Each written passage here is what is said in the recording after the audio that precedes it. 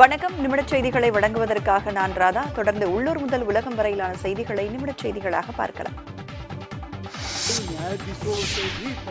புதிய கிரிமினல் சட்டங்கள் குறித்து மாநில அரசுகள் மற்றும் சம்பந்தப்பட்ட அமைப்புகளின் கருத்துக்களை பெற்று மறுபரிசீலனை செய்ய வேண்டும் என மத்திய உள்துறை அமைச்சர் அமித்ஷாவுக்கு எழுதியுள்ள கடிதத்தில் தமிழக முதலமைச்சர் மு.க.ஸ்டாலின் வலியுறுத்தியுள்ளார். புதிதாக கொண்டுவரப்பட்டுள்ள 3 சட்டங்களும் அவசர கதியில் நிறைவேற்றப்பட்டுள்ளதாகவும் உரிய ஆய்வுகள் செய்யப்படவில்லை என்றும் முதலமைச்சர் தெரிவித்துள்ளார். இச்சட்டங்கள் குறித்து மாநில அரசுகள் தங்கள் கருத்துக்களை தெரிவிக்க உரிய அவகாசம் தரப்படவில்லை என்றும் எதிர்க்கட்சிகளின்றியே இச்சட்டங்கள் நாடாளுமன்றத்தில் நிறைவேற்றப்பட்டுள்ளதாகவும் முதலமைச்சர் தன் கடிதத்தில் குறிப்பிட்டுள்ளார். மேலும் 3 புதிய சட்டங்களுக்கும் சமஸ்கிருத மொழியில் பெயர் உள்ளதாகவும் இது அரசமைப்பு சாசனத்தின் 348வது பிரிவை மீறுவதாகவும் எனவும் முதலமைச்சர் மு.க.ஸ்டாலின் கூறியுள்ளார். இந்தியாவில் நிறைவேற்றப்படும் சட்டங்கள் அனைத்தும் ஆங்கிலத்தில் இருக்க வேண்டும் என்ற சட்டம் இருப்பதையும் முதலமைச்சர் சுட்டிக்காட்டியுள்ளார்.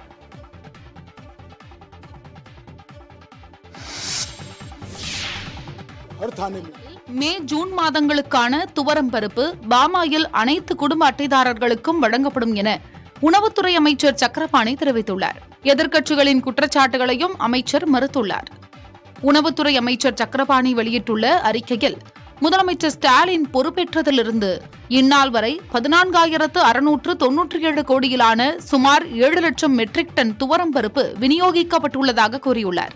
கடந்த 3 ஆண்டுகளில் 2.23 கோடி குடும்ப அட்டைதாரர்களுக்கு 64.62 கோடி பாமாயில் பாக்கெட்டுகள் வழங்கப்பட்டுள்ளதாகவும் அவர் தெரிவித்துள்ளார். மே மாதத்திற்கான பாமாயில் பாக்கெட்டுகள் 100 விழுக்காடு அனைத்து கிடங்குகளுக்கும் அனுப்பி வைக்கப்பட்டதாகவும், மே மாத ஒதுக்கீட்டில் 1.89 கோடி கிலோ துவரம் பருப்பில் 1.37 கோடி கிலோ வழங்கப்பட்டுள்ளதாக குறிப்பிட்டுள்ளார். மே மாதத்திற்கான துவரம் பருப்பு, பாமாயிலை குடும்ப அட்டைதாரர்கள் ஜூன் மாதம் முழுவதும் பெற்றுக் கொள்ளலாம் எனவும், தேர்தல் நன்னடத்தை விதிகளால் ஏற்பட்ட நடைமுறை சிக்கல்களை திரித்து எதிர்க்கட்சித் தலைவர் மற்றும் சிலர் தெரிவித்த குற்றச்சாட்டுகள் முறையானதல்ல எனவும் கூறியுள்ளார். மே, ஜூன் மாதங்களுக்கான பருப்பு, பாமாயில் ஒதுக்கீடு செய்யப்பட்டு அனைத்து குடும்ப அட்டைதாரர்களும் பெற்றுக்கொள்ள நடவடிக்கை எடுக்கப்பட்டுள்ளதாகவும் அமைச்சர் சக்கரபாணி தெரிவித்துள்ளார். மக்களவைத் தேர்தலுக்கு பிறகு சென்னையில் அண்ணாமலை தலைமையில் பாஜக மாநில மையக்குழு கூட்டம் இன்று நடைபெறுகிறது. தீநகரில் உள்ள கமலாலயத்தில் காலை 11 மணியளவில் நடைபெறும் மையக்குழு கூட்டத்தில் மாநில நிர்வாகிகள், மூத்த தலைவர்கள் என பல முக்கிய நபர்கள் கலந்து கொள்வார்கள் என தெரிவிக்கப்பட்டுள்ளது. இந்த கூட்டத்தில் வரவிருக்கும் விக்கிரவாண்டி சட்டமன்ற தொகுதிக்கான இடைத்தேர்தலில் கூட்டணியில் உள்ள பாமக போட்டியிடுவதால் தேர்தல் பணிகள் தொடர்பாக ஆலோசனை மேற்கொள்ளப்படும் என தெரிகிறது. அதே சமயம் நடந்து முடிந்த மக்களவைத் தேர்தலில் பாஜகவின் செயல்பாடு, தோல்வி குறித்தும் தலைவர்கள் ஆலோசிப்பார்கள் என பாஜக வட்டாரங்கள் கூறுகின்றன. தேர்தல் தோல்வியால் அண்ணாமலை மீது விமர்சனங்கள் எழுந்திருக்கும் நிலையில் இன்று நடக்கும் பாஜக மையக்குழு கூட்டம் முக்கியத்துவம் வாய்ந்ததாக கருதப்படுகிறது.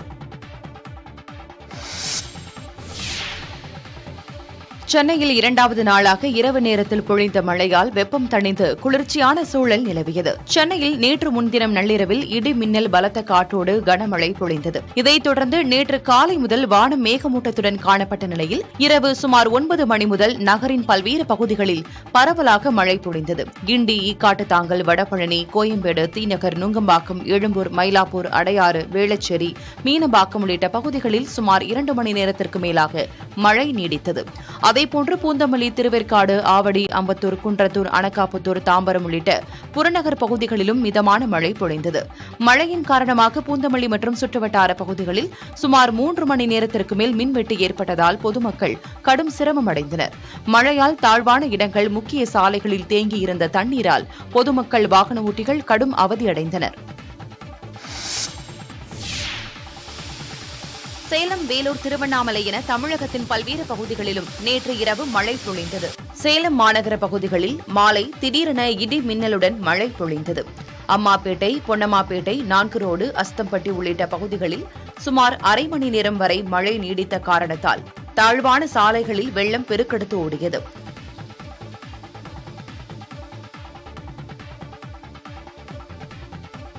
வேலூர் மாநகர் சத்துவாச்சாரி, வள்ளலார், அலமேலு, மங்காபுரம் உள்ளிட்ட பல்வேறு பகுதிகளில் சுமார் 1.5 மணி நேரத்திற்கு மேலாக இடியுடன் கூடிய கனமழை பொழிந்தது.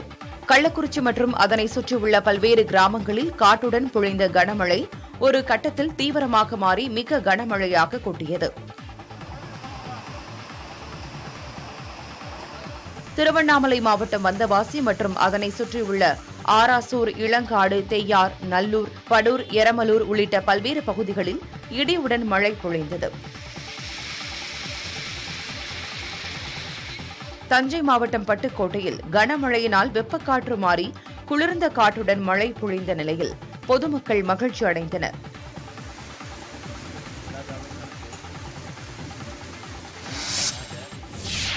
விக்கிரவாண்டி இடைத்தேர்தலில் போட்டியிடப் போவதில்லை என தமிழக வெற்றிக் கழகம் அறிவித்துள்ளது. நேரடியாக 2026ஆம் ஆண்டு சட்டப்பேரவை தேர்தலில்தான் போட்டி என்றும் திட்டவட்டமாக தெரிவித்திருக்கிறது. தமிழக வெற்றிக் கழக பொதுச் செயலாளர் என் ஆனந்த் வெளியிட்டுள்ள அறிக்கையில் 2026ஆம் ஆண்டு சட்டப்பேரவை தேர்தலுக்கான ஆயத்த பணிகளை மேற்கொண்டு தேர்தலில் வெற்றி பெற்று மக்கள் பணிகளை மேற்கொள்வதுதான் இலக்கு என தமிழக வெற்றிக் கழக தலைவர் விஜய் கூறியிருப்பதாக என் ஆனந்த் குறிப்பிட்டுள்ளார். இடைப்பட்ட காலத்தில் நடைபெறும் உள்ளாட்சித் தேர்தல் உட்பட எந்த தேர்தலிலும் தமிழக வெற்றிக் கழகம் போட்டியிடாது என்றும் அவர் திட்டவட்டமாக தெரிவித்திருக்கிறார். ஜூலை 10ஆம் தேதி நடைபெறும் விக்கிரவாண்டி இடைத்தேர்தலில் தமிழக வெற்றிக் கழகம் போட்டியிடாது என்றும் எந்த கட்சிக்கும் ஆதரவு இல்லை என்றும் விஜயின் அறிவுறுத்தல்படி தெரிவிப்பதாக கட்சியின் பொதுச் செயலாளர் என் ஆனந்த் தெரிவித்திருக்கிறார். எம்ஜிஆரை போல தான் சம்பாதித்த பணத்தை மக்களுக்காக செலவு செய்ய நடிகர் விஜய் எண்ணுவதாகவும் அவர் அரசியலுக்கு வருவதை அதிமுக வரவேற்பதாகவும் செல்லூர் ராஜு கூறியுள்ளார். மதுரை துவரிமான் அருகே மேம்பால பணிகளை தொடங்கி வைத்த பின்னர் செய்தியாளர்களை சந்தித்த அவர் இவ்வாறு தெரிவித்துள்ளார். களத்துக்கு வந்து அவருடைய கொள்கை, அவருடைய இதெல்லாம் சொல்லி செயல்பாடு அதெல்லாம் சொல்லி எங்கிட்ட அதிமுக யார்கிட்டையும் போய் கூட்டணி பேச்சுவார்த்தை வைக்காது. எப்பவுமே இதுவரைக்கும் வச்சதில்லை. அவங்க வந்து எங்களோட கூட்டணி வைக்கிறதுக்கு முன் வந்தாலே ஒழிய நான் இங்க பொதுச் செயலாளரை பொறுத்தளவுக்கு அம்மா புரட்சி தலைவர் அம்மா வழியில் அண்ணன் எடப்பாடியார் வந்து மிக மிக அற்புதமாக அதே வழியில இருக்கார். ஜனநாயக நாடுகளில் மிக அரிதாகவே 3வது முறையும் அதே அரசை தேர்ந்தெடுப்பார்கள் என்றும் இதனை இந்திய மக்கள் சாத்தியமாக்கி வரலாறு படைத்திருப்பதாகவும் பிரதமர் மோடி கூறினார். பாஜக தலைமையிலான தேசிய ஜனநாயக கூட்டணி அரசு பதவியேற்ற பிறகு முதன்முறையாக தாம் தேர்ந்தெடுக்கப்பட்ட வாரணாசி தொகுதிக்கு சென்ற பிரதமர் மோடி வாக்களித்த மக்களுக்கு நன்றி தெரிவித்தார். பிரதம மந்திரி கிசான் சம்மான் நிதி திட்டத்தின் 17வது தவணையாக 9,26,00,000 விவசாயிகளுக்கு 20,000 கோடி ரூபாய் நிதியை அவர் வெளியிட்டார். கங்கை மாதா தன்னை தனது மடியில் இருத்திக் கொண்டாள் என்றும் தானும் வாரணாசியின் ஒரு பகுதியாகிவிட்டதாகவும் உணர்ச்சி வயப்பட்டு பிரதமர் பேசினார். விவசாயிகள், பெண்கள், இளைஞர்கள்தான் வளரும் இந்தியாவின் தூண்கள் என்று கூறிய பிரதமர் 3வது முறையாக வாய்ப்பளித்து இந்திய மக்கள் வரலாறு படைத்திருப்பதாக கூறினார். வாரணாசியில் ரோட் ஷோவில் கலந்து கொண்ட பிரதமர் மோடிக்கு பொதுமக்கள் சிறப்பான வரவேற்பு அளித்தனர். கங்கை நதிக்கரைக்கு சென்ற பிரதமர் மோடி அங்கு நடந்த கங்கா ஆரத்தி நிகழ்வில் பங்கேற்றார். பின்னர் யோகி ஆதித்யநாத்துடன் இணைந்து பிரதமர் மோடி சிறப்பு வழிபாட்டில் பங்கேற்றார். வயநாடு தொகுதி எம்பி பதவியை ராகுல் காந்தி முறைப்படி ராஜினாமா செய்தார். மக்களவைத் தேர்தலில் ராகுல் காந்தி உத்தரப்பிரதேசத்தின் ராய்பரேலி, கேரளாவின் வயநாடு என 2 தொகுதிகளில் போட்டியிட்டு வெற்றி பெற்றார். இதனால் அவர் ஏதாவது ஒரு தொகுதிக்கான எம்பி பதவியை ராஜினாமா செய்ய வேண்டிய நிர்பந்தம் ஏற்பட்டது. இது தொடர்பான நீண்ட ஆலோசனைக்கு பிறகு வயநாடு எம்பி பதவியை ராகுல் காந்தி ராஜினாமா செய்வதாக அறிவித்தார். அதன்படி நேற்று அவர் முறைப்படி ராஜினாமா செய்தார். இதையடுத்து ராகுல் காந்தியின் ராஜினாமாவை ஏற்றுக்கொண்டதாக மக்களவை சபாநாயகர் அலுவலகம் தெரிவித்திருக்கிறது. காங்கிரஸ் கட்சியின் பாரம்பரிய ராய்பரேலி தொகுதி எம்பியாக ராகுல் காந்தி தொடரும் நிலையில் வயநாட்டில் அவரது சகோதரியான பிரியங்கா காந்தி போட்டியிடுவார் என காங்கிரஸ் கட்சி அதிகாரப்பூர்வமாக அறிவித்தது. மகாராஷ்டிர மாநிலம் மும்பையில் உள்ள 50க்கும் மேற்பட்ட மருத்துவமனைகளுக்கு இமெயில் மூலமாக வெடிகுண்டு மிரட்டல் விடுக்கப்பட்டது. அந்த மெயிலில் மருத்துவமனை படுக்கைகளுக்கு கீழும் கழிப்பறையிலும் வெடிகுண்டு வைக்கப்பட்டிருந்ததாக கூறப்பட்டிருந்தது. இதனையடுத்து காவல்துறையினரும் வெடிகுண்டு நிபுணர்களும் மருத்துவமனையில் சோதனை மேற்கொண்டனர். ஆனால் அங்கு சந்தேகத்திற்குரிய பொருட்கள் எதுவும் கண்டறியப்படவில்லை. எனவே வெடிகுண்டு மிரட்டல் வெறும் புரளி என தெரியவந்தது. மும்பை மாநகராட்சி தலைமை அலுவலகத்திற்கும் இமெயில் மூலமாக வெடிகுண்டு மிரட்டல் விடுக்கப்பட்டது. இதையடுத்து அங்கு விரைந்த காவல்துறையினர் அதிரடி சோதனை மேற்கொண்டனர். எனினும் சந்தேகத்திற்குரிய பொருட்கள் கைப்பற்றப்படாததால் வெடிகுண்டு மிரட்டல் வெறும் புரளி என காவல்துறையினர் உறுதிப்படுத்தினர். விசாரணையில் VPN-ஐ பயன்படுத்தி மெயில் அனுப்பப்பட்டிருப்பதும் Beeble.com என்ற தளத்தை சேர்ந்த மெயில் ஐடி மூலமாக மெயில் அனுப்பப்பட்டிருப்பதும் கண்டுபிடிக்கப்பட்டுள்ளது. Beeble.com-இன் சர்வர் சைப்ரஸ் நாட்டில் உள்ளது குறிப்பிடத்தக்கது. 24 ஆண்டுகளுக்கு பிறகு வடகொரியா சென்ற ரஷ்ய அதிபர் விளாடிமிர் புட்டினுக்கு உற்சாக வரவேற்பு அளிக்கப்பட்டது. பியாங்யாங் விமான நிலையத்தில் புட்டினை வடகொரிய அதிபர் கிம் ஜாங் உன் நேரில் சந்தித்து வரவேற்றார். அப்போது வடகொரியாவுடனான வர்த்தகம், பாதுகாப்பு மற்றும் அணு ஆயுத உற்பத்திக்காக ஒத்துழைப்பு தொடரும் என்றும் அமெரிக்காவிற்கு எதிரான வடகொரியாவின் நிலைப்பாட்டிற்கு உதவுவதாக புட்டின் உறுதியளித்ததாக CNN செய்தி நிறுவனம் தெரிவித்திருக்கிறது. வடகொரியாவில் 2 நாட்கள் தங்கும் புட்டின் கிம் ஜாங் உன் மற்றும் வடகொரிய உயர் அதிகாரிகளை சந்தித்து ஆலோசனை மேற்கொள்கிறார். யுக்ரைனுக்கு எதிரான போருக்கு பிறகு ரஷ்ய அதிபர் புட்டின் மேற்கொள்ளும் முதல் வெளிநாட்டு பயணம் இது. ஆயுத உற்பத்தியில் வடகொரியாவிற்கு பக்க பலமாக ரஷ்யா இருந்து வரும் நிலையில் யுக்ரைனுடனான போரின் போது வடகொரியா தரப்பிலிருந்து ராணுவ தளவாடங்களை ரஷ்யாவிற்கு கிம் ஜாங் உன் அனுப்பி வைத்தார். T20 உலகக்கோப்பை கிரிக்கெட் தொடரில் கடைசி லீக் போட்டியில் மேற்கிந்திய தீவுகள் அணி வெற்றி பெற்றது. ஏற்கனவே சூப்பர் 8 சுற்றுக்கு தகுதி பெற்ற மேற்கிந்திய தீவுகள் மற்றும் ஆப்கானிஸ்தான் அணிகள் மோதின. டாஸ் வென்ற ஆப்கானிஸ்தான் அணி பந்து வீச்சை தேர்வு செய்தது. அதன்படி முதலில் களமிறங்கிய மேற்கிந்திய தீவுகள் அணியின் தொடக்க ஆட்டக்காரர் பிராண்டன் கிங் 7 ரன்களில் வெளியேற, பின்னர் ஜோடி சேர்ந்த நிக்கோலஸ் பூரான், ஜான்சன் சார்லஸ் இணை அதிரடியாக விளையாடி ரன்களை குவித்தது. நிக்கோலஸ் பூரான் சதமடிப்பார் என்று எதிர்பார்த்த நிலையில் 98 ரன்களில் அவுட் ஆகி வெளியேறினார். இதையடுத்து களமிறங்கிய ஷாய் ஹோப் மற்றும் கேப்டன் ரோமன் போவல் ஆகியோர் தங்களது பங்கிற்கு ரன்களை அடித்தனர். 20 ஓவர்கள் முடிவில் மேற்கிந்திய தீவுகள் அணி 5 விக்கெட்டுகள் இழப்பிற்கு 218 ரன்கள் எடுத்தது. இது நடப்பு T20 உலகக்கோப்பை தொடரில் இதுவரை எடுக்கப்பட்ட அதிக ரன்களாகும். 219 ரன்கள் எடுத்தால் வெற்றி என்ற இலக்குடன் களமிறங்கிய ஆப்கானிஸ்தான் அணி 16.2 ஓவர்களில் அனைத்து விக்கெட்டுகளையும் பறிகொடுத்து 114 ரன்கள் மட்டுமே எடுத்தது. இதன் மூலம் மேற்கிந்திய தீவுகள் அணி 104 ரன்கள் வித்தியாசத்தில் வெற்றி பெற்றது. T20 உலகக்கோப்பை கிரிக்கெட்டின் சூப்பர் 8 சுற்று போட்டிகள் இன்று தொடங்குகின்றன. T20 உலகக்கோப்பை தொடருக்கான சூப்பர் 8 சுற்றுக்கு தகுதி பெற்றுள்ள 8 அணிகளில் இந்தியா, ஆஸ்திரேலியா, ஆப்கானிஸ்தான், வங்கதேசம் ஆகிய அணிகள் குரூப் A பிரிவிலும், தென்னாப்பிரிக்கா, மேற்கிந்திய தீவுகள், அமெரிக்கா, இங்கிலாந்து ஆகிய அணிகள் குரூப் B பிரிவிலும் உள்ளன. ஒவ்வொரு பிரிவிலும் முதல் 2 இடங்களை பிரிக்கும் அணிகள் அரையிறுதிக்கு முன்னேறும். சூப்பர் 8 சுற்றில் இந்திய அணி வரும் 20ஆம் தேதி ஆப்கானிஸ்தான் அணியை கென்சிங்டன் ஓவல் பார்படாஸ் மைதானத்தில் எதிர்கொள்கிறது. 22ஆம் தேதி இந்தியா, வங்கதேச அணிகள் இடையேயான போட்டி சர்வியன் ரிச்சர்ட்ஸ் மைதானத்தில் நடைபெறவுள்ளது. 24ஆம் தேதி நடைபெறும் போட்டியில் இந்தியா, ஆஸ்திரேலியா அணிகள் மோதுகின்றன. இந்த போட்டி பியூச்சோர் மைதானத்தில் நடைபெறவுள்ளது.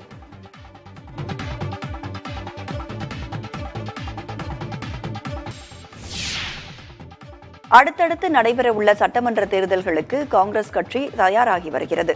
ஹரியானா, ஜம்மு காஷ்மீர், மகாராஷ்டிரா, ஜார்க்கண்ட் ஆகிய 4 மாநிலங்களுக்கும் இந்த ஆண்டு இறுதிக்குள் சட்டமன்ற தேர்தல் நடைபெறவுள்ள நிலையில் அதற்கான ஆயத்த பணிகளை காங்கிரஸ் கட்சி தொடங்க உள்ளது. காங்கிரஸ் தலைவர் மல்லிகார்ஜுன கார்கே, மூத்த தலைவர் ராகுல் காந்தி ஆகியோர் சம்பந்தப்பட்ட மாநிலங்களில் உள்ள கட்சியின் மூத்த தலைவர்கள் மற்றும் நிர்வாகிகளுடன் ஆலோசனை நடத்த உள்ளார். அதன்படி வரும் 24ஆம் தேதி ஜார்க்கண்ட், 25ஆம் தேதி மகாராஷ்டிரா, 26ஆம் தேதி ஹரியானா மற்றும் 27ஆம் தேதி ஜம்மு காஷ்மீர் சட்டமன்ற தேர்தல் தொடர்பாக விரிவான ஆலோசனையை மேற்கொள்ள உள்ளனர். மக்களவைத் தேர்தலில் கிடைத்த வெற்றி காங்கிரஸ் கட்சியினருக்கு பெரும் உற்சாகத்தை கொடுத்துள்ள நிலையில் அதை அப்படியே முன்னெடுத்து செல்ல காங்கிரஸ் கட்சி திட்டமிட்டுள்ளது.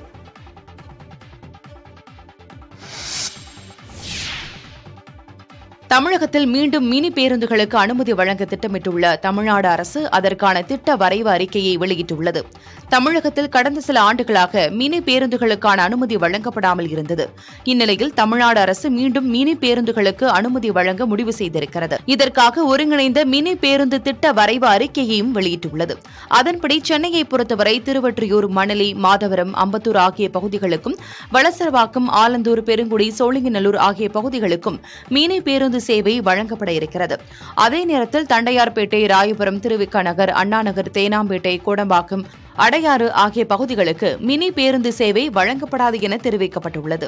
தமிழகம் முழுவதும் எந்தெந்த வழித்தடத்தில் மினி பேருந்து சேவைக்கு அனுமதி வழங்குவது என்பதையும், எவ்வளவு பேருந்துகளுக்கு அனுமதி வழங்குவது என்பதையும் RTOக்கள் முடிவு செய்வார்கள் என தெரிவிக்கப்பட்டுள்ளது. அனைத்து மினி பேருந்துகளிலும் GPS வசதி பொருத்தப்பட வேண்டும் என்றும் குறிப்பிடப்பட்டுள்ளது. பொதுமக்கள் வரும் ஜூலை 14ஆம் தேதி வரை வரைவு அறிக்கை தொடர்பான கருத்துக்களை தெரிவிக்கலாம் என்றும், இது தொடர்பான கருத்து கேட்பு கூட்டம் ஜூலை 22ஆம் தேதி சென்னை தலைமைச் செயலகத்தில் நடைபெறும் எனவும் அறிவிக்கப்பட்டுள்ளது. கலைஞரின் கனவு இல்லம் திட்டத்தை அடுத்த மாதம் தொடங்க தமிழக அரசு திட்டமிட்டுள்ளது. கலைஞரின் கனவு இல்லம் திட்டத்தின் கீழ் 2024-25 நிதியாண்டில் ஒரு வீட்டிற்கு 3,10,000 ரூபாய் என்ற அளவில் 1,00,000 வீடுகள் கட்ட 3,100 கோடி ரூபாய் நிதி ஒதுக்கப்பட்டுள்ளது. இந்நிலையில் பயனாளர்களை தேர்வு செய்யும் பணியை வரும் 25ஆம் தேதிக்குள் முடிக்க உத்தரவிடப்பட்டுள்ளது. இப்பட்டியலை வரும் 30ஆம் தேதி நடக்கும் கிராம சபை கூட்டத்தில் வைத்து ஒப்புதல் பெற வேண்டும் எனவும், தொடர்ந்து ஜூலை மாதம் 10ஆம் தேதிக்குள் வீடு கட்டும் பணிகளை தொடங்க வேண்டும் எனவும் ஊரக வளர்ச்சித்துறை அறிவுறுத்தியுள்ளது.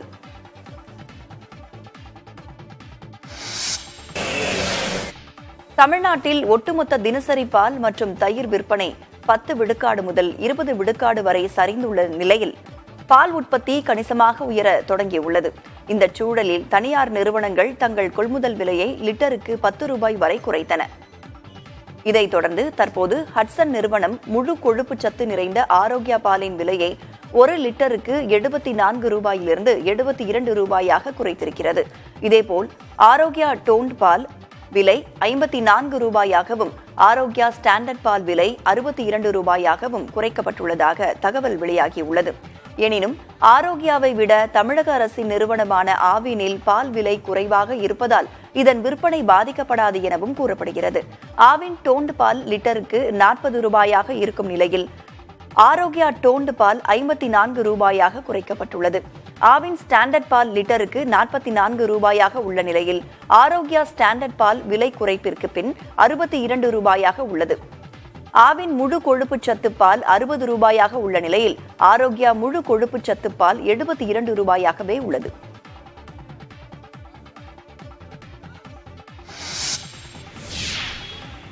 சென்னை அரும்பாக்கத்தில் மதுபோதையில் சாலையின் குறுக்கே காரை நிறுத்திவிட்டு உறங்கிய நபருக்கு 10,000 ரூபாய் அபராதம் விதிக்கப்பட்டுள்ளது. அரும்பாக்கம் 100 அடி சாலையில் அரசியல் கட்சிக் கொடி கட்டியிருந்த கார் சாலையின் குறுக்கே நிறுத்தப்பட்டிருந்தது. நீண்ட நேரமாக அதே இடத்தில் நிறுத்தப்பட்டிருந்த அந்த காரால் அந்த பகுதியில் போக்குவரத்து நெரிசல் ஏற்பட்டது. தகவல் அறிந்து வந்த காவலர்கள் காரை திறந்து பார்த்தபோது அதில் ஓட்டுநர் இருக்கையில் அமர்ந்தவாறே ஒருவர் தூங்கிக் கொண்டிருந்தார். அவரை எழுப்ப காவல்துறையினர் முயன்றபோது அவர் மதுபோதையில் இருந்தது தெரியவந்தது. தொடர்ந்து அவரை எழுப்ப முயன்றபோது அவர் மீண்டும் போதையில் தூங்கி விழுந்தார். போதை சற்று தெளிந்து விழித்து பார்த்த நபர் காவலர்களுடன் வாக்குவாதத்தில் ஈடுபட்டுள்ளார்.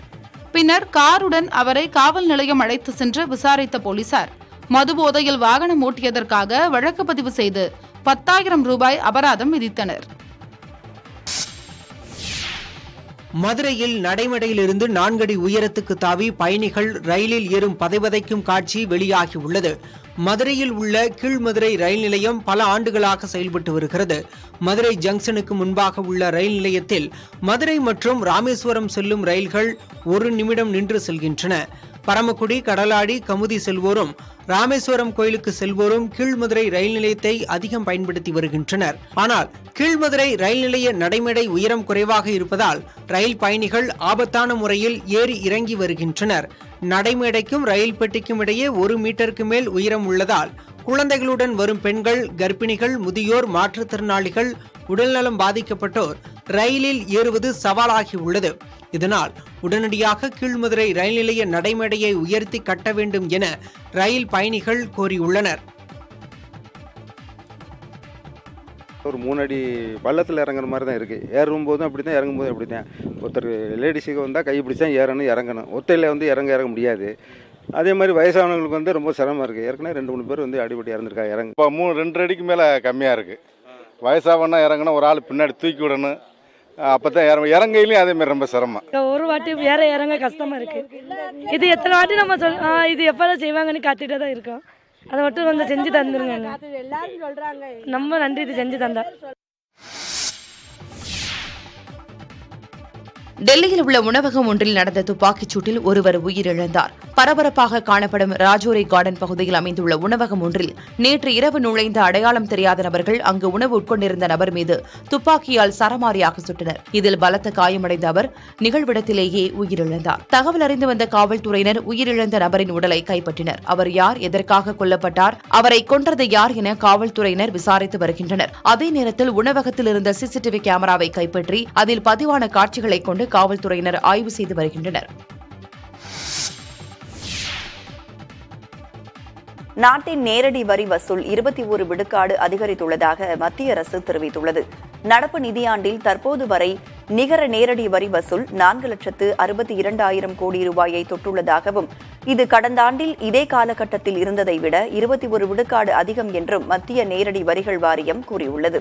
முன்னதாக கடந்த பிப்ரவரியில் சமர்ப்பிக்கப்பட்ட இடைக்கால பட்ஜெட்டில் நடப்பு நிதியாண்டில் 21,99,000 கோடி ரூபாய் நிகர நேரடி வசூல் இலக்காக மத்திய அரசு தெரிவித்திருந்தது. பொருளாதார சீர்திருத்தங்கள் பலன் தந்து வருவதையே வரி வசூல் அதிகரிப்பு காட்டுவதாக நிதித்துறை நிபுணர்கள் கூறியுள்ளனர்.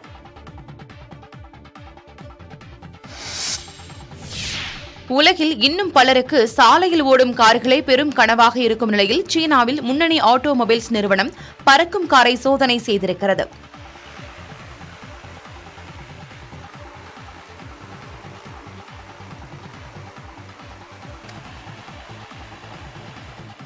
சீனாவில் மின்சார கார்களை உற்பத்தி செய்யும் எக்ஸ்பங் கார் நிறுவனம் தயாரித்துள்ள பறக்கும் கார் சோதனை செய்யப்பட்டது. பெய்ஜிங் நகரில் நடத்தப்பட்ட இந்த சோதனை வெற்றி பெற்றதாக எக்ஸ்பங் நிறுவனம் கூறியுள்ளது. 2 நபர்கள் அமரும் வகையில் தயாரிக்கப்பட்டுள்ள இந்த பறக்கும் காருக்கு வாயேஜர் X2 என பெயரிடப்பட்டுள்ளது. மணிக்கு 130 கிலோமீட்டர் வேகத்தில் சுமார் 25 நிமிடங்கள் வரை பறக்கும் திறன் கொண்ட இந்த கார் சாலைகளிலும் ஓட்டிச் செல்லும் வகையில் வடிவமைக்கப்பட்டிருக்கிறது. குறுகிய தூர பயணம், அவசர பயணங்களுக்கு இதனை எளிதாக பயன்படுத்த முடியும் என அதன் தயாரிப்பு நிறுவனமான எக்ஸ்பங் கூறியுள்ளது. சவுதி அரேபியாவில் நிலவும் கடும் வெப்பநிலைக்கு மத்தியிலும் திரளான இஸ்லாமியர்கள் தங்களது ஹஜ் புனித பயணத்தை தொடர்ந்து வருகின்றனர். மெக்காவிற்கு ஹஜ் புனித பயணம் மேற்கொண்ட இஸ்லாமியர்கள் மினாவில் உள்ள சாத்தானின் தூணில் கற்களை எறிந்து தங்களது கடமையை நிறைவேற்றினர். சவுதியில் தற்போது கடுமையான வெப்ப அலை வீசுவதால் ஹஜ் பயணிகளுக்காக ஆங்காங்கே குடிநீர் வசதி, குளிர்சாதன வசதிகள் செய்து கொடுக்கப்பட்டுள்ளன. வெயிலின் தாக்கத்திலிருந்து தப்பிக்க குடைகளை ஏந்தியவாறும் முக்காடு அணிந்தவாறும் திரளான இஸ்லாமியர்கள் வழிபாட்டில் பங்கேற்றனர். இன்றுடன் ஹஜ் புனித பயணம் நிறைவடையும் நிலையில் உலகம் முழுவதும் இருந்து திரளான இஸ்லாமியர்கள் மெக்கா மற்றும் மதினாவில் வழிபாட்டிற்காக குவிந்திருக்கின்றனர். இதனிடையே சவுதியில் வெப்ப அலை காரணமாக 18 வெளிநாட்டு பயணிகள் உயிரிழந்தனர். இந்த ஆண்டு மட்டும் ஹஜ் புனித யாத்திரையில் சுமார் 18 லட்சம் நபர்கள் பங்கேற்றுள்ளதாக சவுதி அரேபிய அரசு தெரிவித்திருக்கிறது.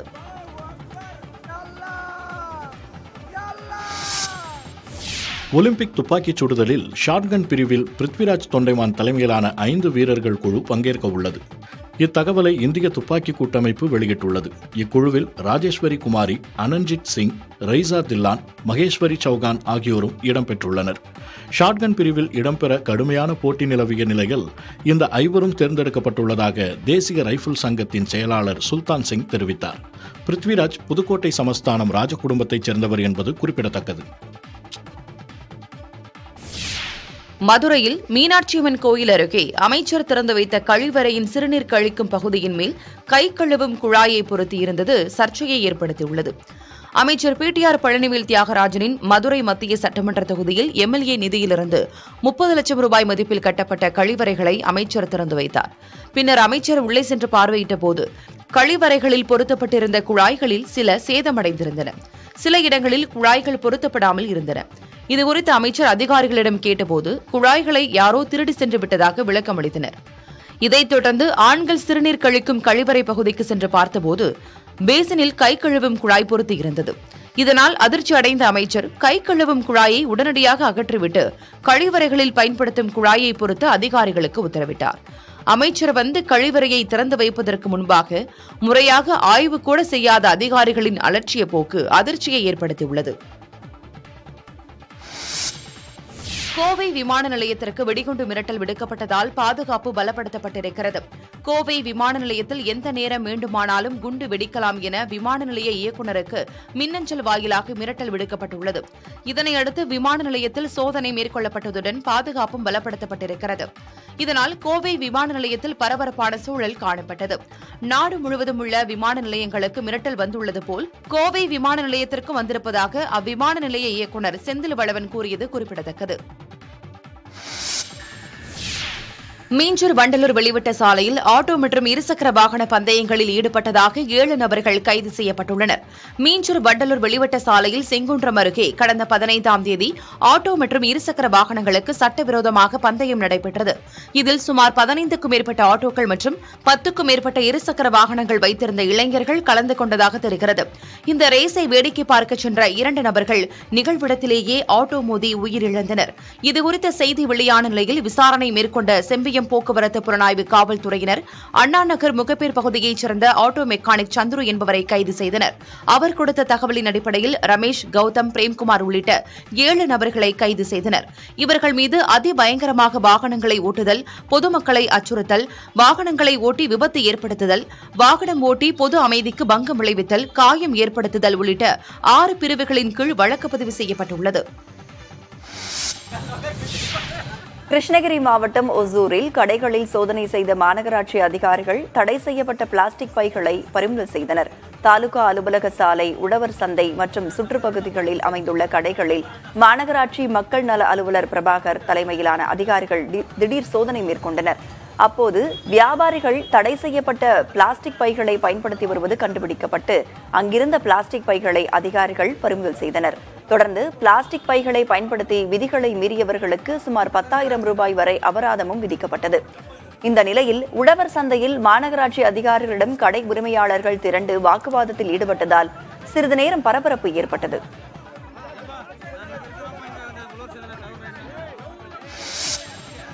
கர்நாடக மாநிலம் பெங்களூருவில் விரைவில் 40% அளவிற்கு குடிநீர் கட்டணத்தை உயர்த்த பெங்களூரு குடிநீர் மற்றும் வடிகால் வாரியம் முடிவு செய்துள்ளது. காவிரி நீர், சுத்திகரிக்கப்பட்ட நீர், பிற தேவைக்கு பயன்படுத்தப்படும் நீர் உட்பட அனைத்து வகையான நீர் கட்டணத்தையும் 40% உயர்த்த முடிவு செய்திருப்பதாக தகவல் வெளியாகியுள்ளது. குடிநீர் கட்டண உயர்வுக்கு அனுமதி கேட்டு கர்நாடக அரசுக்கு பெங்களூரு குடிநீர் வாரியம் பரிந்துரை செய்துள்ளது. அரசு உத்தரவிட்டதும் இந்த கட்டண உயர்வு அமலுக்கு வரும் என தெரிகிறது. இதற்கு முன்பு பெங்களூருவில் 2014ஆம் ஆண்டு குடிநீர் கட்டணம் உயர்த்தப்பட்டது. கர்நாடக மாநிலத்தில் சித்தராமையா தலைமையிலான காங்கிரஸ் அரசு பதவியேற்ற ஓராண்டுக்குள் 5 உத்தரவாத திட்டங்களை செயல்படுத்தியுள்ளது. இந்த திட்டங்களால் கர்நாடக அரசு நிதிச்சுமையில் சிக்கி தவிப்பதாக எதிர்க்கட்சிகள் குற்றம் சாட்டி வரும் நிலையில் குடிநீர் கட்டணத்தை உயர்த்த பரிந்துரைக்கப்பட்டுள்ளது. பொது வேலை வாய்ப்புகளில் 3ஆம் பாலினத்தவர்களுக்கு 1 விழுக்காடு இடஒதுக்கீடு வழங்க வேண்டும் என கொல்கத்தா உயர்நீதிமன்றம் உத்தரவு பிறப்பித்துள்ளது. திருநங்கைகளும் மனிதர்கள்தான் என்றும் அவர்களுக்கும் குடும்பம் உள்ளிட்ட கடமைகள் உள்ளதாகவும் போராட்டங்கள் முன்னெடுக்கப்பட்டன. இந்த விவகாரம் குறித்து 2014ஆம் ஆண்டு உச்சநீதிமன்றத்தில் நடந்த வழக்கில் அவர்களை 3ஆம் பாலினத்தவர்களாக அங்கீகரிக்க வேண்டும் என்றும் மனித சமூகத்திற்கு உள்ள உரிமை அவர்களுக்கும் உண்டு என்றும் கூறப்பட்டது. இதை சுட்டிக்காட்டியுள்ள கொல்கத்தா உயர்நீதிமன்ற நீதிபதி ராஜசேகர் மந்தா உடனடியாக மேற்கு வங்கத்தில் உள்ள 3ஆம் பாலினத்தவர்களுக்கு மாநில வேலை வாய்ப்புகளில் 1 விழுக்காடு இடஒதுக்கீடு வழங்க வேண்டும் என உத்தரவிட்டுள்ளார். மகாராஷ்டிரா மாநிலம் சத்ரபதி சாம்பாஜி நகரின் சுலிபஞ்சன் மலைப்பகுதியில் கார் ஓட்டி பழகிய பெண் காருடன் 300 அடி பள்ளத்தாக்கில் விழுந்து உயிரிழந்தார். அவர் ஓட்டிய கார் ரிவர்ஸ் கியரில் இருந்தபோது தவறுதலாக ஆக்சிலேட்டரை அழுத்தியதால் கார் மலையின் உச்சியிலிருந்து பள்ளத்தில் பாய்ந்தது. இது தொடர்பாக அப்பெண்ணின் நண்பர் கார் ஓட்டுவதை வீடியோ மூலம் பதிவு செய்துள்ளார். இந்த வீடியோ தற்போது சமூக வலைதளங்களில் பரவலாக பகிரப்பட்டு வருகின்றன. இதையடுத்து பள்ளத்தாக்கில் விழுந்த பெண் சுமார் 1 மணி நேரத்திற்கு பிறகு மீட்கப்பட்டார். பலத்த காயங்களுடன் மருத்துவமனைக்கு கொண்டு சென்றபோது அவர் ஏற்கனவே இறந்துவிட்டதாக மருத்துவர்கள் தெரிவித்துள்ளனர். பாகிஸ்தான் கிரிக்கெட் வீரர் ஹரிஸ் ரவூஃப் அமெரிக்காவில் ரசிகர் ஒருவருடன் கடுமையான வாக்குவாதத்தில் ஈடுபட்ட வீடியோ வெளியாகியுள்ளது.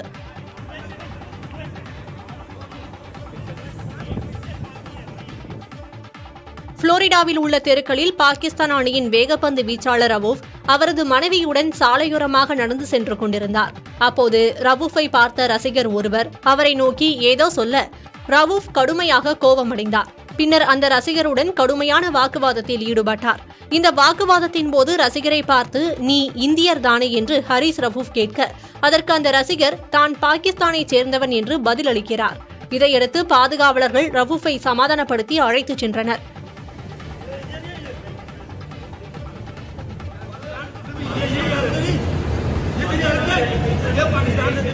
T20 உலகக்கோப்பை கிரிக்கெட் தொடரில் லீக் சுற்றிலேயே பாகிஸ்தான் அணி வெளியேறியது.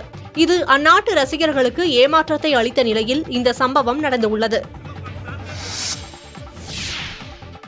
பிரபல பாலிவுட் பாடகி அல்கா யாக்னிக் தான் அரிய வகை செவித்திறன் குறைபாட்டால் பாதிக்கப்பட்டுள்ளதாக தெரிவித்தார்.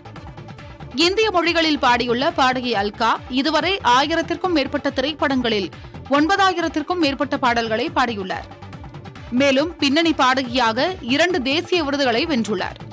கடந்த 2022ஆம் ஆண்டு இவரது பாடல் 15.3 பில்லியன் யூடியூப் பார்வையாளர்களை பெற்று கின்னஸ் உலக சாதனையில் உலகில் அதிக பேரால் கேட்கப்பட்ட பாடகர் என்று அங்கீகரிக்கப்பட்டார். தமிழில் ஓரம்போ திரைப்படத்தில் இது என்ன மாயம் பாடலை பாடிய இவர் மேலும் சில பாடல்களையும் பாடியுள்ளார். இந்நிலையில் இவர் தனது இன்ஸ்டாகிராம் பதிவில் சில வாரங்களுக்கு முன்பு விமானத்தில் இருந்து வெளியேறும் போது திடீரென்று தன்னால் எதையும் கேட்க முடியவில்லை என்றும் வைரஸ் தாக்குதலால் செவிகளில் அரிதான உணர்திறன் நரம்பு பாதிக்கப்பட்டுள்ளதாகவும் தெரிவித்துள்ளார். கோவை ஈஷா யோகா மையத்தை சேர்ந்தவர்கள் மீது காவல் நிலையத்தில் 3 பிரிவுகளில் வழக்கு பதிவு செய்யப்பட்டுள்ளது. இக்கரை போழுவாம்பட்டி கிராமத்தில் பழங்குடி மக்களுக்கு வழங்கிய 44.3 ஏக்கர் நிலத்தை ஈஷா யோகா மைய ஆட்கள் ஆக்கிரமித்து பயன்படுத்தியதாக புகார் எழுந்தது. இதனையடுத்து கோவை தெற்கு வருவாய் கோட்டாட்சியர் தலைமையிலான பேச்சுவார்த்தைக்கு பிறகு 44.3 ஏக்கர் நிலத்தை பத்திரப்பதிவு செய்யக்கூடாது என்றும் நிலத்தை வேறு யாரும் பயன்படுத்தக்கூடாது எனவும் உத்தரவு பிறப்பிக்கப்பட்டது. இந்த நிலையில் 44.3 ஏக்கர் நிலத்தில் குளம் ஒன்றை வெட்டி அதில் மின்மயான கழிவுகளை கொட்டி பழங்குடி மக்கள் நிலத்தை பயன்படுத்த முடியாத நிலையை ஏற்படுத்த ஈஷா மையம் திட்டமிட்டுள்ளதாக கூறப்படுகிறது.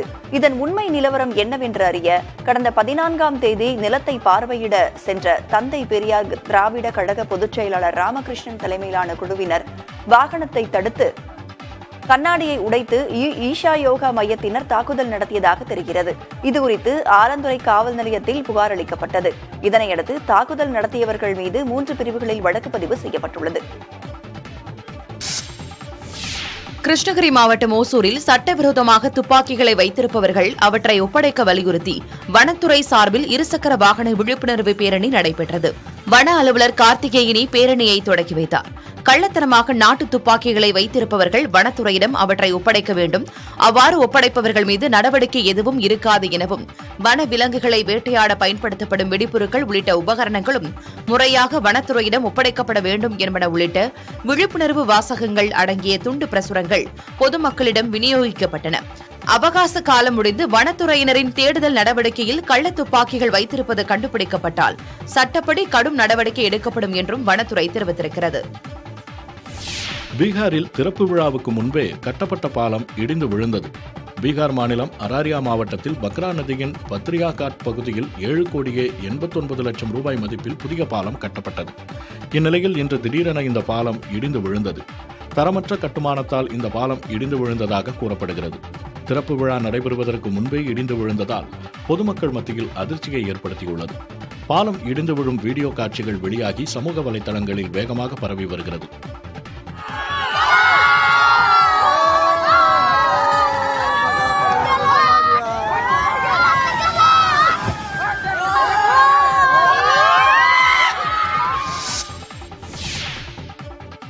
கேரளாவில் மக்களவைத் தேர்தலில் வெற்றி பெற்ற மார்க்சிஸ்ட் கம்யூனிஸ்ட் கட்சியின் மூத்த தலைவர் ராதாகிருஷ்ணன் அமைச்சர் பதவியை ராஜினாமா செய்துள்ளார். சமீபத்தில் நடந்து முடிந்த மக்களவைத் தேர்தலில் ஆலத்தூர் தொகுதியில் இடது ஜனநாயக முன்னணி சார்பில் போட்டியிட்ட ராதாகிருஷ்ணன் 20,000 வாக்குகள் வித்தியாசத்தில் வெற்றி பெற்றார். இந்நிலையில் மக்களவைக்கு தேர்வாகியுள்ள ராதாகிருஷ்ணன் தன் அமைச்சர் பதவியை ராஜினாமா செய்துள்ளார். ராஜினாமா கடிதத்தை முதலமைச்சர் பினராயி விஜயனிடம் சமர்ப்பித்துள்ளார். கேரளாவில் இருந்து இடது ஜனநாயக முன்னணி கூட்டணி சார்பில் வெற்றி பெற்ற ஒரே நபரான ராதாகிருஷ்ணன் மாநிலத்தில் தேவசம் போர்டு, SC, ST மற்றும் பிற்படுத்தப்பட்டோர் நலத்துறை இலாகாவை தன்வசம் வைத்திருந்தார். பாலியல் வன்கொடுமை வழக்கில் முன்னாள் MP பிரஜ்வல் ரேவண்ணாவின் நீதிமன்ற காவல் மேலும் 14 நாட்களுக்கு நீட்டிக்கப்பட்டுள்ளது. கர்நாடக மாநிலம் ஹாசன் தொகுதியின் மதச்சார்பற்ற ஜனதா தளம் முன்னாள் MP பிரஜ்வல் ரேவண்ணா மீது 3 பாலியல் வன்கொடுமை வழக்குகள் பதிவு செய்யப்பட்டு சிறப்பு புலனாய்வு குழு விசாரணை நடத்தி வருகிறது. இதில் ஒரு வழக்கில் ஏற்கனவே காவல்துறையினர் பிரஜ்வல் ரேவண்ணாவை காவலில் எடுத்து விசாரணை நடத்தியிருந்தனர். இதையடுத்து மைசூரு KR நகரில் பதிவான வழக்கில் பிரஜ்வல் ரேவண்ணாவை கடந்த 12ஆம் தேதி சிறப்பு புலனாய்வு விசாரணை குழுவினர் குழுவினர் காவலில் எடுத்து விசாரணை நடத்தி வந்தனர். விசாரணை முடிவடைந்த நிலையில் பிரஜ்வலை எஸ்ஐடி காவல்துறையினர் பெங்களூரு நீதிமன்றத்தில் ஆஜர்படுத்தினர். அப்போது பிரஜ்வலை 14 நாள் நீதிமன்ற காவலில் சிறையில் அடைக்க நீதிபதி உத்தரவிட்டார். இதனிடையே சிறப்பு புலனாய்வு குழு காவல்துறையினர் பெங்களூரு சிஐடி காவல் நிலையத்தில் பதிவான பாலியல் வன்கொடுமை வழக்கில் பிரஜ்வலை காவலில் எடுத்து விசாரிக்க அனுமதி கோரி நீதிமன்றத்தில் மனு தாக்கல் செய்துள்ளனர். இந்த மனு புதன்கிழமை விசாரணைக்கு வரவுள்ளது. ஆசியாவிலேயே 3வது நாடாக தன்பாலின திருமணத்திற்கு தாய்லாந்து சட்ட அங்கீகாரம் வழங்கியுள்ளது. இது தொடர்பான சட்ட மசோதா தாய்லாந்து நாடாளுமன்றத்தில் அமோக ஆதரவுடன் நிறைவேறியுள்ளது. மற்ற குடிமக்களுக்குள்ள அனைத்து உரிமைகளையும் அரசு வழங்கும் அனைத்து சலுகைகளையும் தன்பாலின திருமணம் மேற்கொண்டவர்களும் பெறுவதற்கு இச்சட்டம் வழிவகுக்கிறது. தைவான் மற்றும் நேபாளம் ஆகிய நாடுகளை அடுத்து தன்பாலின திருமணத்திற்கு அங்கீகாரம் தந்த 3வது நாடு என்ற பெயரை தாய்லாந்து பெறுகிறது. அரசின் சட்டம் நிறைவேறியதை அடுத்து தாய்லாந்தில் உள்ள ஓரினச் சேர்க்கையாளர்கள் கொண்டாட்டத்தில் ஈடுபட்டுள்ளனர். நாடாளுமன்ற கட்டட முன் வானவில் நிற கொடிகளுடன் ஓரின சேர்க்கையாளர்கள் உற்சாக முழக்கங்கள் இட்டு ஒருவரை ஒருவர் கட்டித் தழுவி மகிழ்ச்சியை வெளிப்படுத்திக் கொண்டனர்.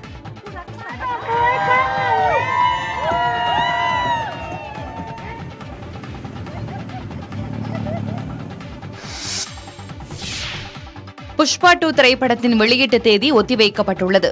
சுகுமார் இயக்கத்தில் 2021ஆம் ஆண்டு பேரண்டிய திரைப்படமாக புஷ்பா படம் வெளியானது. அல்லு அர்ஜுன் கதாநாயகனாக நடித்திருந்த இந்த படத்தில் ராஷ்மிகா மந்தனா, ஃபகத் ஃபாசில், சுனில் உள்ளிட்டோர் இடம்பெற்றிருந்தனர். தேவ்ஸ்ரீ பிரசாத் இதற்கு இசையமைக்க படம் மிகப்பெரிய வெற்றியை பெற்றது. அத்துடன் புஷ்பா படத்திற்காக சிறந்த நடிகருக்கான தேசிய விருதை அல்லு அர்ஜுன் பெற்றார். சிறந்த இசையமைப்பாளருக்கான தேசிய விருது தேவ்ஸ்ரீ பிரசாத்திற்கு கிடைத்தது. இதைத் தொடர்ந்து புஷ்பா படத்தின் 2ஆம் பாகத்திற்கான ஷூட்டிங் நடைபெற்ற நிலையில் இப்படம் ஆகஸ்ட் 15ஆம் தேதி வெளியாகும் என தெரிவிக்கப்பட்டது. ஆனால் இறுதிக்கட்ட பணிகளில் தாமதம் ஏற்பட்டதன் காரணமாக அதன் வெளியீட்டு தேதி ஒத்திவைக்கப்பட்டிருக்கிறது. அதன்படி புஷ்பா 2 திரைப்படம் வரும் டிசம்பர் மாதம் 6ஆம் தேதி வெளியாகும் என அறிவிக்கப்பட்டுள்ளது.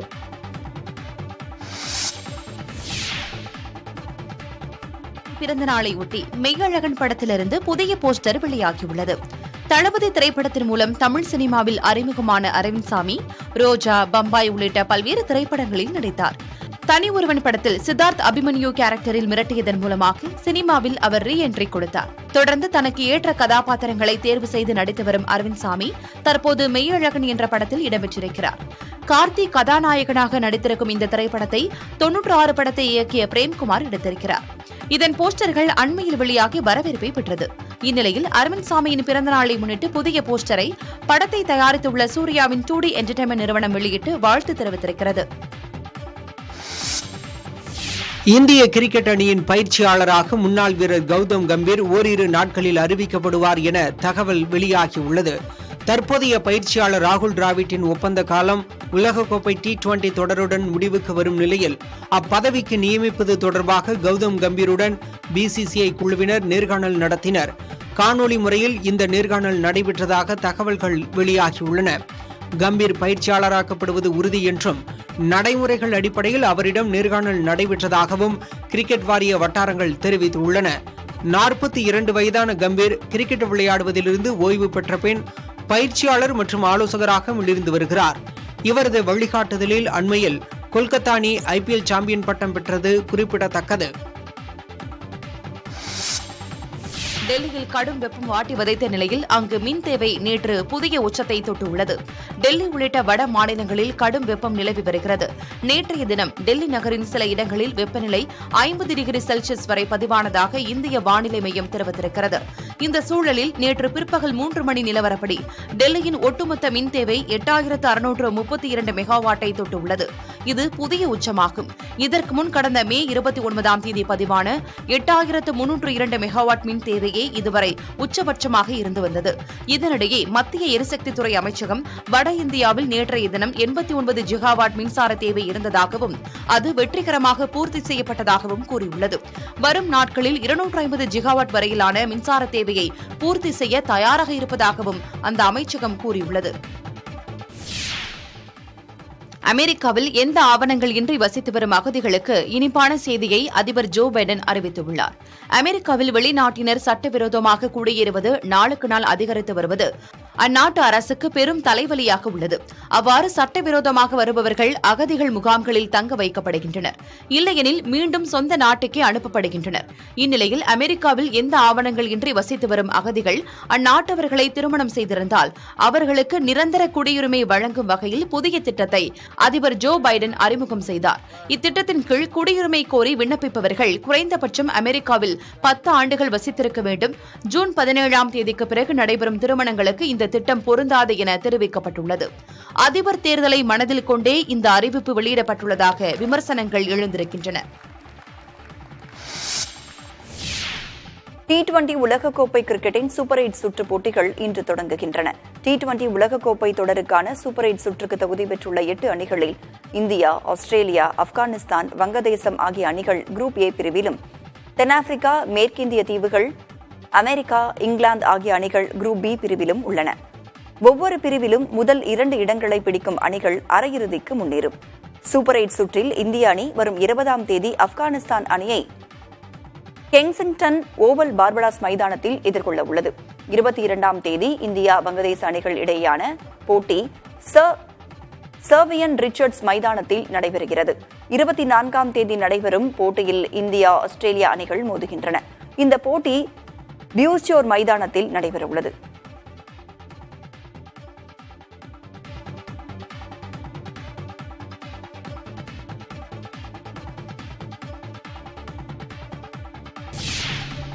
உலகில் இன்னும் பலருக்கு சாலையில் ஓடும் கார்களே பெரும் கனவாக இருக்கும் நிலையில் சீனாவில் முன்னணி ஆட்டோமொபைல்ஸ் நிறுவனம் பறக்கும் காரை சோதனை செய்திருக்கிறது.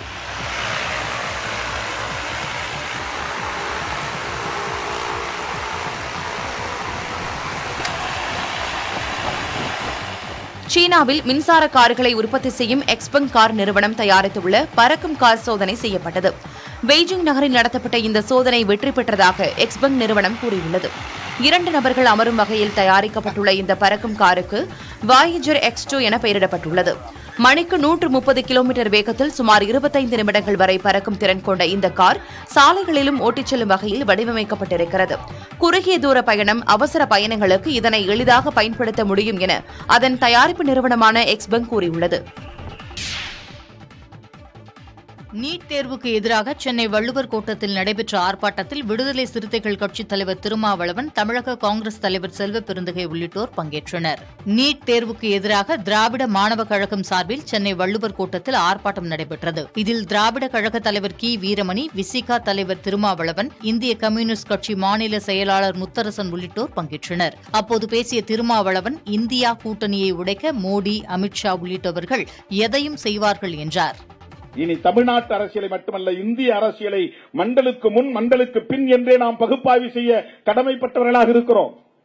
அந்த அடிப்படையில் அரசியலை நாம் மக்களிடத்தில் கொண்டு போய் சேர்க்க வேண்டும். இது வலிமை பெற்றால் 2029 வரையில் நாம் காத்திருக்க வேண்டிய தேவையில்லை. இன்றைய மைனாரிட்டி பிஜேபி அரசை தூக்கி எறிந்துவிட்டு புதிய ஆட்சியை டெல்லியிலே உருவாக்கிவிட முடியும். இந்தியா கூட்டணி அதுவரையில் வெற்றிகரமாக இணைந்து பயணிக்க வேண்டும். அதுதான் முக்கியமானது. நடந்த கூட்டத்திலே சொன்னேன், அந்த அணியிலே யார் விலகுவார்கள், யாரை நாம் நம் பக்கம் இழுக்கலாம் என்று முயற்சி செய்வதை விட நம்முடைய அணியை பாதுகாப்பாக வைத்துக் கொள்வது முக்கியமானது. இந்த அணியை உடைக்க மோடி, அமித்ஷா போன்றவர்கள் எதையும் செய்வார்கள். ஆங்கில வழியில் கல்வி கற்பது தற்கொலைக்கு சமம் என பள்ளிக் கல்விக்கான பாடத்திட்டங்களை வகுக்கும் தேசிய கல்வி ஆராய்ச்சி கவுன்சில் தலைவர் சக்லானி விமர்சனம் செய்துள்ளார். தகுதியான போதிய ஆசிரியர்கள் இல்லாவிட்டாலும் ஆங்கில வழி கல்வியில் குழந்தைகளை சேர்க்க பெற்றோர் ஆர்வம் காட்டுவதாக அவர் வேதனை தெரிவித்துள்ளார். ஆங்கில வழி கல்வியில் அதிகளவு பாடங்கள் மாணவர்கள் மீது திணிக்கப்படுவதாகவும் இதனால் மாணவர்கள் அறிவார்ந்தவர்களாக இருப்பதில்லை என்றும் அவர் குறிப்பிட்டுள்ளார். மாணவர்கள் தங்களுடைய கலாச்சாரம், மண்ணின் மீதான தொடர்பை இழப்பதாக கூறியுள்ள சக்லானி, தாய்மொழியில் கல்வி கற்பது மட்டுமே உணர்வு பூர்வமான தொடர்பை ஏற்படுத்தும் என தெரிவித்துள்ளார். மாணவர்கள் தங்கள் தாய்மொழியில் கல்வி கற்பதையே தேசிய கல்விக் கொள்கை வலியுறுத்துவதாகவும் சக்லானி சுட்டிக்காட்டியுள்ளார்.